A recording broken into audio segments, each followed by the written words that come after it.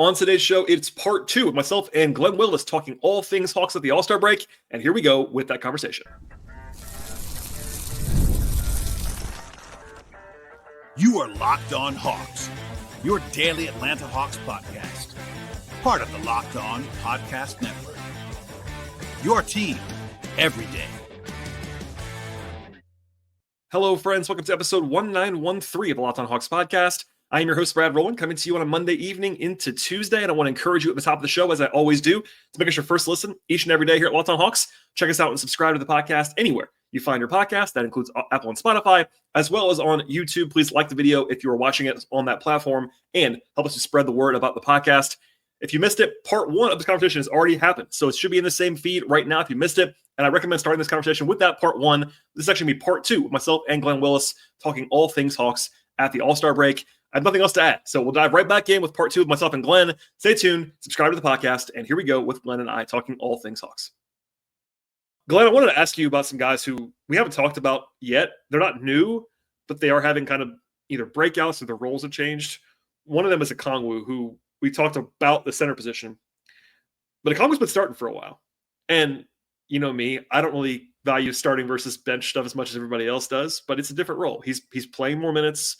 He's been in a more high-profile role offensively. They've used him more offensively, it seems like, as a hub. The numbers have followed that. I wonder, now that we've seen it for a few weeks, it's not a huge sample size, but for a few weeks of like, he's like the guy at center for the Hawks right now. What have you made of it? How's he look? Because, I mean, just to say this out loud, the losing streak happened when he started starting. That was not his fault. I think we all probably should know that by now, but just to say that out loud at the beginning of this. Yeah, I mean, so I think he's been pretty good. I think, he's had a few games where he was really good. He's had a handful of games where he's really good. I think he's probably still acclimating a little bit to facing starting centers every game, from the very beginning, and that's an adjustment for him. But I love the opportunities they're giving him to be a passer. He's a really, advanced passer for a center position, especially the cutters they have on the team, and a lot of backdoor cuts and things like that. That works out well, and I think he's been stronger with the ball here recently than he early in the season. When last year, he was like, his floater was like a 70% shot. It felt like, all the time, and just he had impeccable touch, and that was not there the first 2 months of the season. It felt like at all, and he just looks stronger with the ball right now. And I still think, especially when he's going to get someone who's 7 foot, 240 pounds or whatever, he's not going to get quite the space that he would get against a guy who's a little bit smaller and things like that. So he's got to, calibrate how much space he's going to get, how he's going to attack. But I'll use the same kind of phrase I use with Mo. I think he's worth the investment. I think he really helps the offense click. But I still think it's going to be a little bit up and down for him as he just gets used to playing against the other team's best center for a lot of the minutes each game. Yeah, I pulled some numbers on some of these guys I'm going to ask you about, and Okongwu was one of them. And it's 14 games that he's started since the switch was flipped, however you want to put that. He's averaging 14 points, 9 rebounds on 67% true shooting. Very strong numbers. Nothing that's going to like break your brain, but very, very solid, good, efficient numbers. The number that jumped out to me beyond the efficiency is the 16% assist rate, which, by the way, his career number entering this season, his career assist rate was like 6%. Right. This year it's like 11 or 12 for the year, and it's 16% in the last 14 games. That means they're running more through. Obviously, it's not just the player, like it's part of it's the role, but he is making high level reads in a way that was always kind of the evolutionary thought about Okongwu when he was drafted 5 years ago. Like maybe he could be this hub offensively. That was the way for him to be that kind of player. And I've loved to see that. Also, the turnover rate still stayed very low, which you love as well. So I'm intrigued by that. There's still going to be matchups defensively where like he's not going to be able to be everything that you want. Probably there's always limitations there, but man, I think he's been playing like a starting level center, and that's a very broad characterization, and I kind of mean that intentionally. But I think he's playing the part of a starting caliber center on a good team, and that's how he looks to me. He's not flawless, but he's playing well. Yeah, when you and I did his player caps all over the summer, one thing I talked about was just he needs to be more consistent. It's like the big thing and I think I think that's coming. And and like I said, I think what the Hawks want to do on offense, he fits perfectly. But as they, if we can temporarily fast forward to this coming offseason, they have to build just right defensively to make that work, right? And that's where like Jalen helps a ton.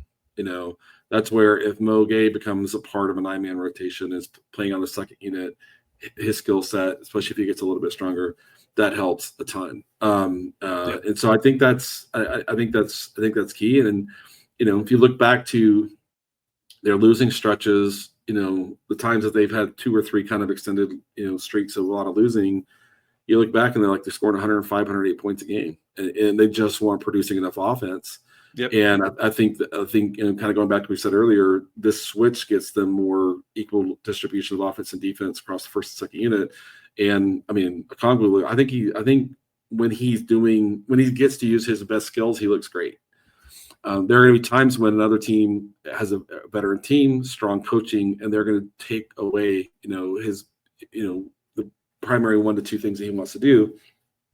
And that's where he, as a young guy, still youngish guy, he has to learn, okay, when they take that away from me, how do I counter that? And that's something that'll take some time and some reps for him to kind of figure that out, I think.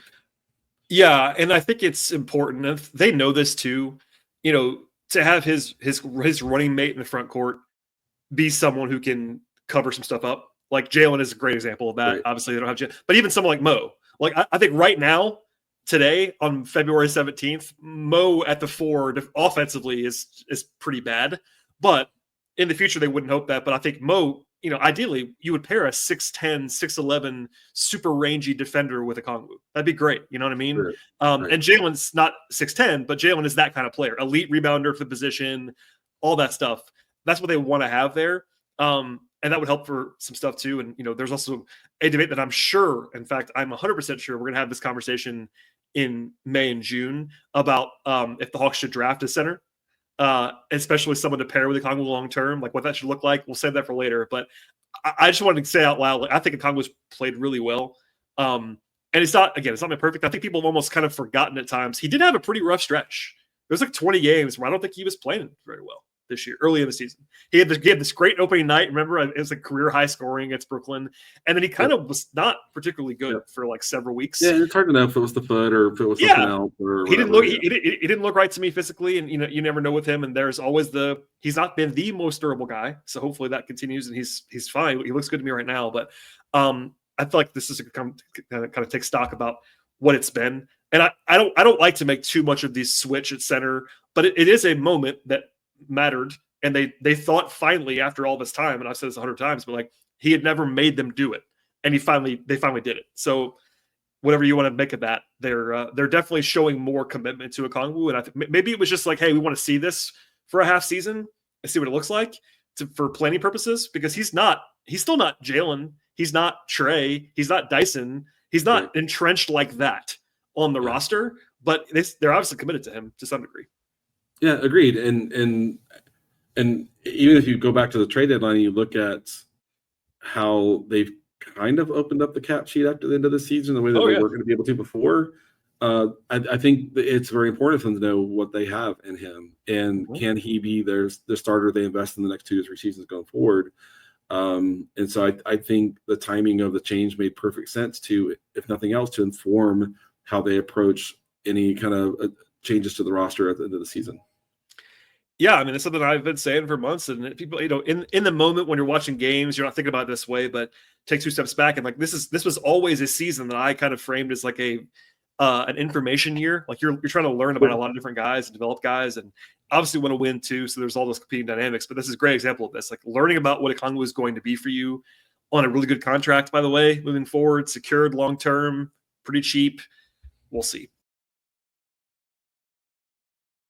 This is a message from sponsor Intuit TurboTax. Taxes was waiting and wondering and worrying if you were going to get any money back, and then waiting, wondering, and worrying some more. And now Taxes is matching with a TurboTax expert who can do your taxes as soon as today. An expert gives your taxes their undivided attention as they work on your return, while you get real-time updates on their progress. You can actually focus on your day. An expert who will find you every deduction possible and file every form, every investment, everything with 100% accuracy. Also, you can get the most money back guaranteed. No waiting, no wondering, no worries. Now this is taxes. Get an expert now on TurboTax.com. That is TurboTax.com. Only available with TurboTax Live full service. Real-time updates only on iOS mobile apps. Security details at TurboTax.com/guarantees. I want to ask you about another guy who's not like off the radar. He was the number one pick in the draft, Glenn, but his name's Zaccharie Risacher. He's playing really well recently. I don't think he's gotten the national attention for it, which is it's fine, whatever. But I'm going to read you some numbers. It's only 8 games, but his last 8 games, Glenn, he's averaging 16 points a game on 71% true shooting, and he has 2 total turnovers in the last 8 games he's played. He's also playing more minutes. Part of that's just out of necessity, but they're also playing him a little bit more. And I know the Hawks fans want him to play every minute of every game. I get it. I said that too. I think he should play more in general. But I've been impressed. He's not had the rookie wall, which is really good.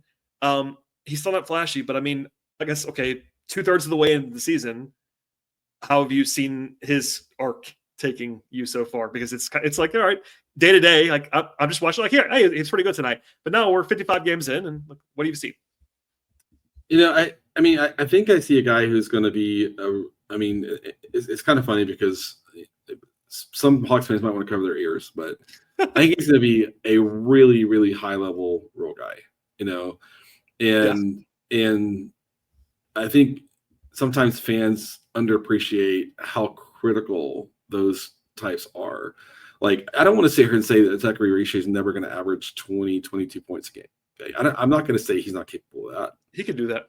You know, that's completely dependent on his shooting. Completely dependent on his shooting, right? But his processing is great. He plays with a really, really smart game. You know, a lot of IQ. You know, he sees the floor. He generally makes the right decisions. You know. And that's impressive for a 19-year-old, you know. And I know he had the benefit of playing in a pretty high level in Europe before he came over and was drafted by the Hawks. But the shooting stability of recent, I think, is really encouraging, you know. And that is a huge swing factor. You know, whether he's an all-star, you know, he could be an all-star one day for sure, you know. But I think the versatility he gives you he can play on the ball, on defense, he can play off the ball. You know, they put him on Karl-Anthony Towns. They sure did. The Knicks. They cross-matched the Spurs game too as well. And that was more where they had Hunter, you know, at the time on Wemby. But I just think he gives you a lot of defensive versatility, and he's a guy who's, I think, going to be a really, really smart. You know, I mean, I think of him as kind of, and this is more of, I don't know, mid-range outcome, but like wing version of Al Horford, who just does everything right all the time, you know, that kind of thing. But at the same time, I don't want to say that he's not going to develop more as an offensive player. That it's hard to know right now how much the offense he can develop and build and grow.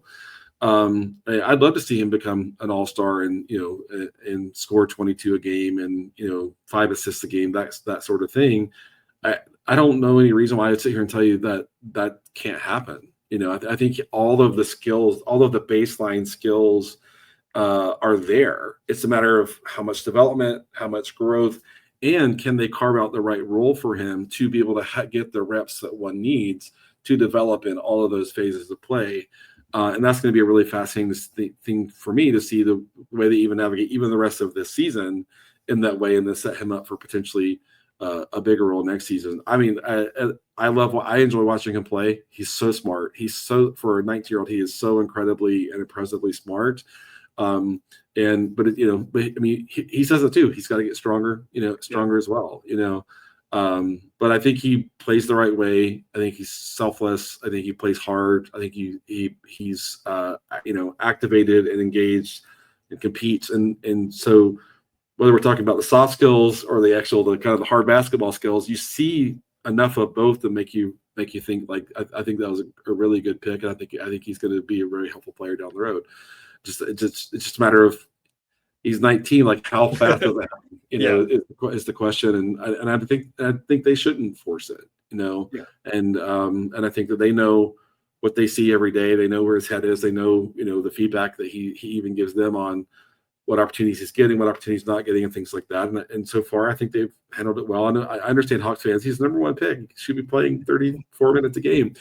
That's not obviously the workload that they want for him right now. But at the same time, I wouldn't be shocked now that they've managed that to this point in the season. If there is some increased, workload for him the rest of the way, wouldn't shock me because he's a very helpful player. So I got asked to participate in something that was like I was the Hawks person, and I was like, hey, giving the lottery picks grades for their rookie season so far, and I gave Risacher a B+, and the editor was like surprised I was as high as I was, and I'm like, well, number one, rookies are bad. My saying that's true because it just is, especially when they're 19 years old. If you look at the guys who have been pretty good players this year as rookies, they're all the old guys.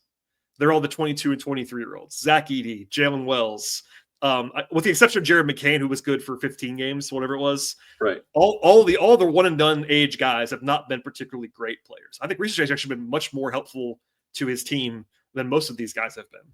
And also, I think the Hawks did a pretty responsible and I would say good job integrating him, not overtaxing him, but also making him, getting him reps, playing him. He's played in every game he's been healthy for. He's started most of the games he's been healthy for. He's played more recently. He's averaging 20, I'm going to get this right, about 24 minutes a game for the season.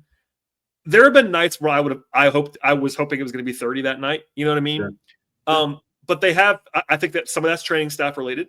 People tend to forget that he played a very, very long season last year. Longer than all the college kids that have the grueling summer. And the season goes later. Correct. Right. It goes later. He had no break between the season, basically, and then the draft circuit, and then summer league. And yeah, he had the 6 weeks everybody else gets after summer league, but that was all he had. So anyway, I've liked what I've seen so far. And you mentioned the scoring. Like, I'm not the biggest points per game guy, but he is averaging 11.5 points per game in 24 minutes. Like, that translates to, if he was playing 32, 34 minutes, he'd be averaging 16 points a game as a rookie on a team that's trying to win. Like, he's usually the fifth option or fourth option on the court offensively. Like, I think there's plenty of scoring room, and you're right. It's going to have him making shots. He's made more shots recently. Yeah. And recently he's averaged more points because he's making more shots. That's that's simple. And the one behavior that makes you feel encouraged is, even when he's been in a shooting slump, I've never seen him pass up a shot. I can't remember the last time he passed up a shot that he should take. And they've been yelling at him to do that since July. I mean, since the day they drafted him, and he's mentioned it too. And I like talking to Zach, but like the staff, they all like he hears it and he internalizes it from day one. They're like, "Hey, Zach, you're gonna have to fire this. Like, you're gonna have to shoot the ball." And that's an organizational thing too. The Hawks want that for all of their perimeter guys, even for Mo Gay. I mean, we laughed about it earlier, but Mo Gay it's probably too aggressive sometimes, but they want him to do that. Dyson's the same way. Richard, he's taking shots that he should take, and yeah, he's got to improve in some areas. Like, he's got to rebound more. Like, that's something I want him to do long term is rebound more. But like, there are obviously areas, but I almost said A-. Like, I've been impressed with Risacher, and I think part of that is scouting myself and knowing what I value. And like, he does the little things. You talked about the soft skills. He's so good at that stuff, and I've been really impressed by that because it gets assumed too often, Glenn, like that guys will be able to do the little stuff, and they don't all do the little stuff. Man, he's 19 years old, and like, it's a weird spot. I mean, we said that this summer, but it's a very strange spot to be the number one overall pick from France, speaking your second language all year long, and being on a team that's trying to win. It's a very weird combination, and he's done it really well. Like, I've been impressed. And look, it's not a grand slam right now. It's not like he's going to win Rookie of the Year running away. But by the way, he's still going to win Rookie of the Year. I wouldn't pick him to win Rookie of the Year right now, based on the way the voting tends to go. But he's right there. He's in the top 3 or 4. Yeah. There's a weird perception about him not being. It's and you guys talked before, like, people who vote, like, it's hard for them to watch all of these guys play. It's a different thing. But for me, I think the other thing that has been kind of a sneaky area of progress recently is he's really learned how to help them push the pace and works hard in transition. And that's something like the first maybe 2 months of the season, he was kind of struggling with that. Maybe part of that was just playing with Jalen, and Jalen's like so dynamic in that area. And maybe one of the silver lining of Jalen's absence is that there's a lot of room for Risacher to really get out and run and push the pace. And he handles well. He makes good decisions. He tends to finish well in those things. And that's something that in the last, say, 10 games or so, I've just noticed them really being more comfortable helping them push the pace. And that's, I mean, I know, like, that's a sneaky way to get 3 to 5 more points a game is just, 2 transition buckets where you just worked hard, ran the floor hard, outran your defender, that sort of thing. That's the difference between some averaging 15 or 19 or 20 points a game in a game, Yeah. And every point you can get in transition, every point you can get second chance points, all that stuff really ends up mattering at the end of any game. Yeah, I agree. He's been really, really valuable there. We don't have to do it. We have to keep going Risacher, but I think it's he's been better than people realize he's been. Yep. I won't name the person. I saw a national person that I will not name refer to him as a potential bust this week, and I laughed out loud to myself, and I was like, "Oh, you haven't watched him at all. That's what that means." And I don't like to default to the you haven't watched the guy card because, to your point, it is hard to watch everybody in the league. We watch every single minute of the Hawks. That's different. I do some national stuff. I cannot watch every Pacers game. But that's just one team.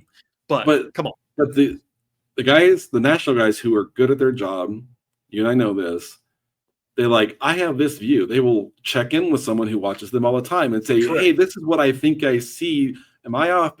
That's a healthy and constructive trait. And I know people reach out to you a lot with stuff like that. They do. I'll get that here and there. But that's something that you respect in a person doing when they're like, this is what I think I see. You watch more than me.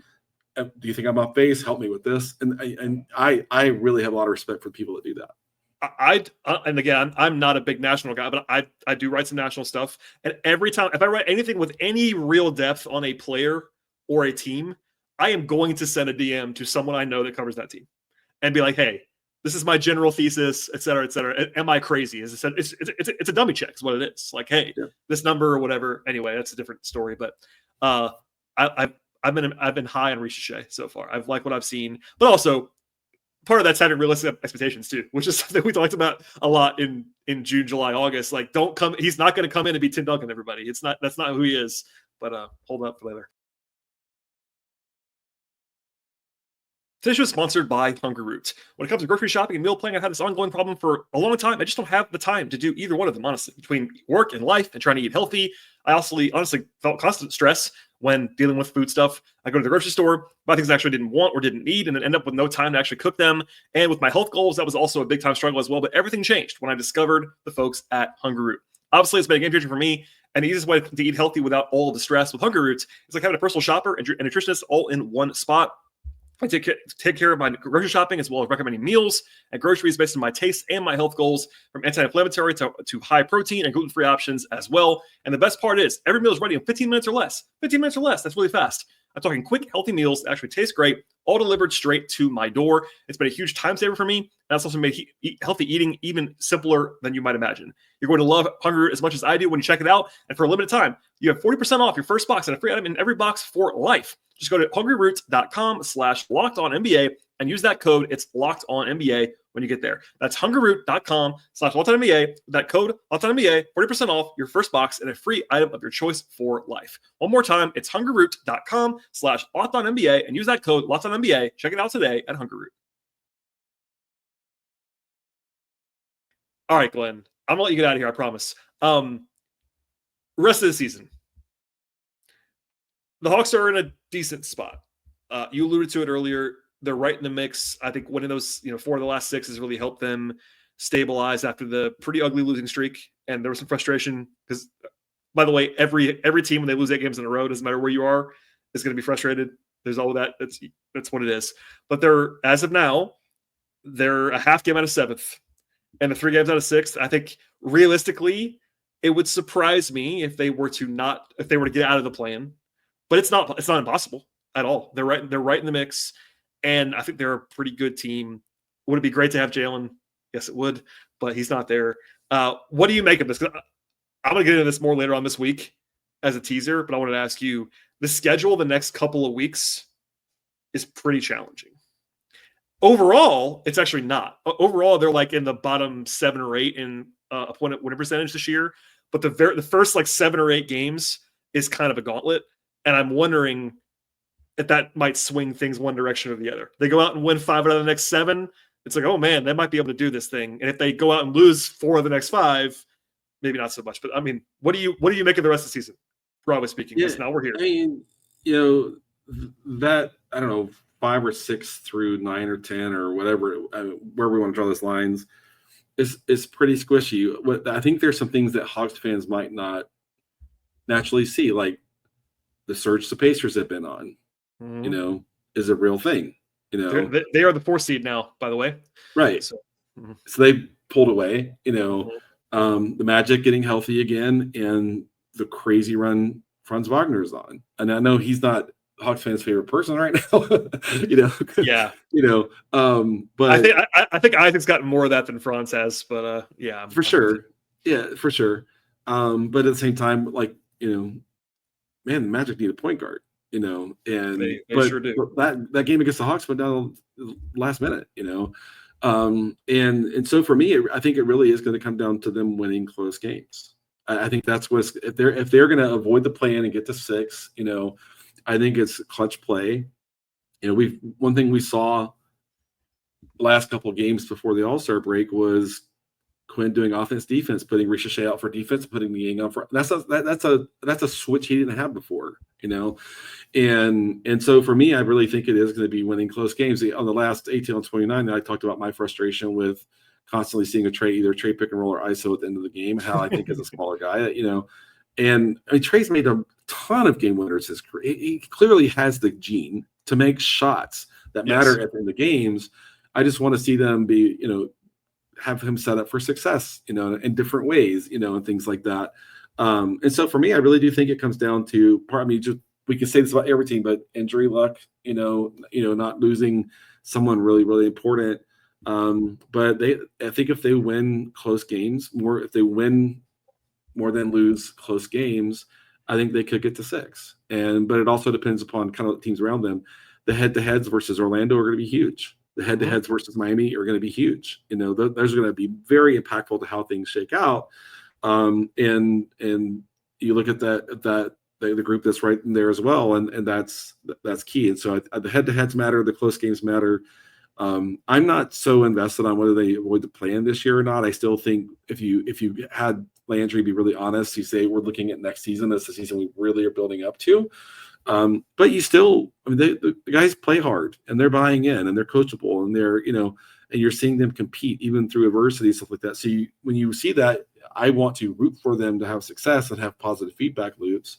But sometimes it'll come down to if Niang makes that shot in the corner against the Knicks, that's a win that they didn't, you know. Yeah, you know, that's a win. You know, that shot didn't go in. You know, and so I think it's going to come down to head-to-head in close games, and hopefully just having a little more consistency with the offensive defense distribution across first and second unit. So I don't know. I think it's I don't know. To me, it feels like a total coin toss if they get the 6. Yeah.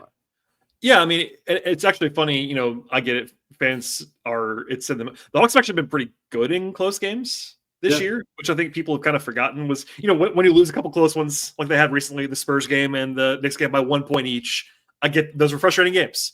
They could have won either one of them, and they didn't win either one of them. But they have won some close ones all year long, really, including that, you know, they won that Detroit game right before the Spurs game, etc. But no, I mean, you said it, but they got 3 more against Orlando, 3 more against Miami.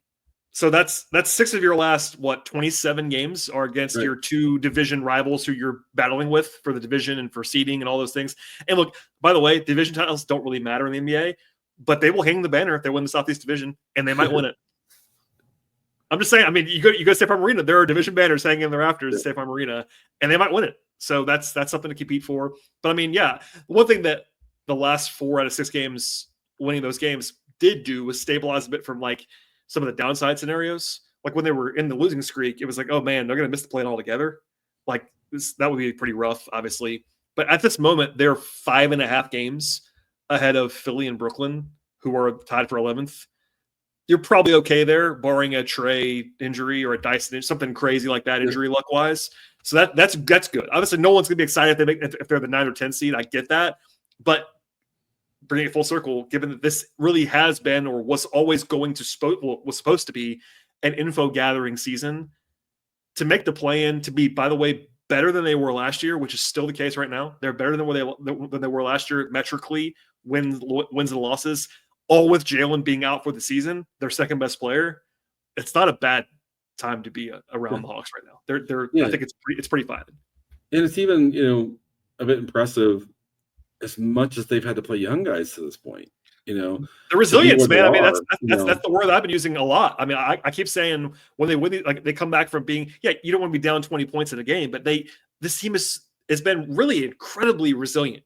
Like they never roll over. They always, and they may not win, but they always seem to have a run in them. They always seem to have a bounce back in them, or a kick or something. Like there's always something happening, which is a good sign for a young team. Like they compete. It's also a sign that Quinn's message is getting through. Like there's this whole thing about like, well, does Trey want to stay long term?